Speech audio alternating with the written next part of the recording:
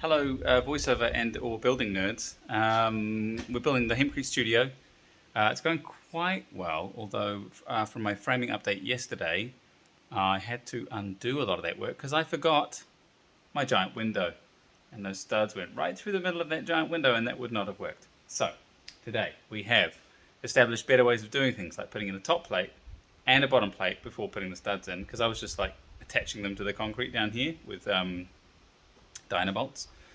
It didn't really work that well. So I thought it was going to be easier to do that, but no, it turns out this one, put in a top plate and then a bottom plate and then just put the studs in between. What have been the challenges? Challenges have been checking everything's level, because you will notice here, well, yeah, there's a bit of packing because this original concrete wall, not even close to level. I just assumed it was level, put it in, and I was like, why is this window on a big lean? If I didn't have the laser level, it wouldn't have really shown up, and I would have had this like wonky window for the whole time. So that was good.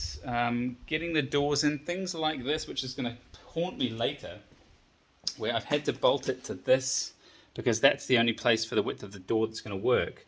But that is where the door needs to go. So I'm going to have to recess the actual door frame when it comes to allow for that. On the other side, I got away with it just by putting that below where the door frame is going to go. Similar things here, where I had to jack this up because there's a bolt in there that would have gone in the window frame. Lots of little stuff like that. It's all building-y stuff. In terms of the Hempcrete, remember we don't need to put, they call them dwangs in Australia. What are they called here? Anyway, I forget. The bits that go in between the studs to hold them, to make them sure they're straight. You don't need it with Hempcrete because the Hempcrete does that job for you as soon as it's built. The Hempcrete is maintaining that rigidity. So that is good. Just trying to be conscious of where I'm going to have my anchor points for when I put the when we start pouring the Hempcrete.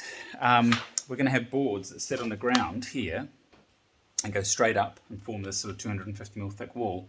But like, where am I going to attach it to? I'm going to have to drill into this floor and put bolts in, and then the boards can hold against something I put on the floor. But I'm trying to like not do that. So maybe I can find something really heavy, but that might push out. So it's going to be tricky to secure everything. I'm going to have to drill lots of holes. I don't want to do that really, because I'm lazy.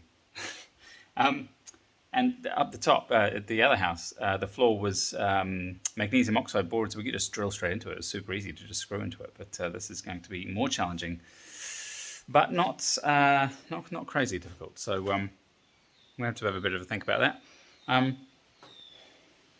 What was I going to say?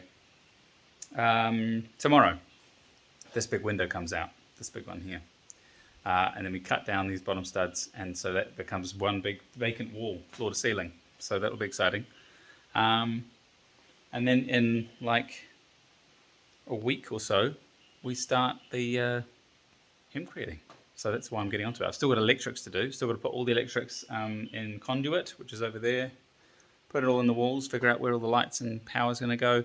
Got to take the pump down up here that provides the water at the moment, and find out a new place for that that's away from the recording room, because obviously I don't want that. I'm ruining my recordings.